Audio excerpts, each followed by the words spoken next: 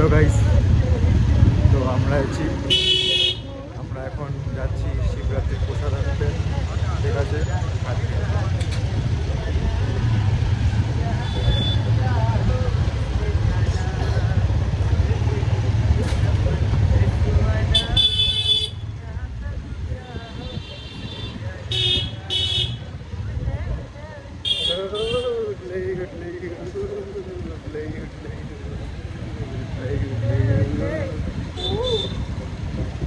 तो আমরা যাচ্ছি।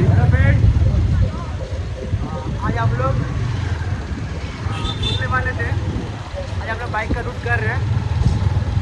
जाना बहुत दूर है हम लोग को, पता नहीं कहाँ तक जा सकते हैं।